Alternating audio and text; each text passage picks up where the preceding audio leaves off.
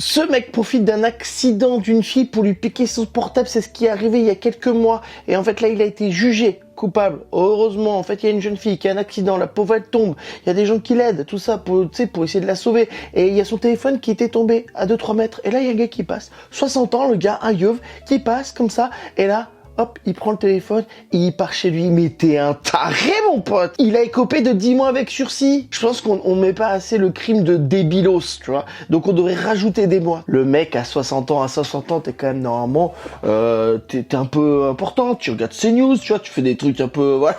Peut-être parce qu'il regarde CNews d'ailleurs qui fait ça. Peut-être que la fille était noire. On sait pas. Bon, ce qui est cool, c'est que la justice a été rapide. Bon, voilà, il y a eu les vidéosurveillances pour une fois, que la vidéosurveillance servait à quelque chose.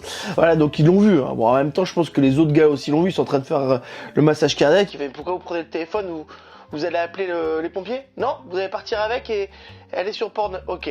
Bah pourquoi pas. Bah bonne journée. Super. On appelle ça un détrousseur de cadavres. Ça existait pendant la peste. Ça a aussi existé pendant les bombardements en 1940 à Londres. C'est des gens, pendant que les gens crevaient, ils fouillaient les appartements, ils fouillaient les poches. 67% des Français admettent avoir gardé un objet trouvé sans chercher le propriétaire. J'avoue, je l'ai déjà fait. Dites-moi si, jugez-moi. Mais la personne n'était pas en train de crever sur le côté, ok. Par contre, moi, je rentre direct quand c'est carte d'identité passeport, je rentre parce que je sais que c'est galère.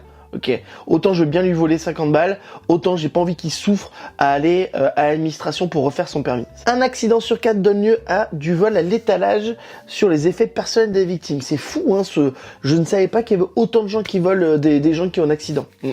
Peut-être qu'il faudrait qu'il y ait moins d'accidents.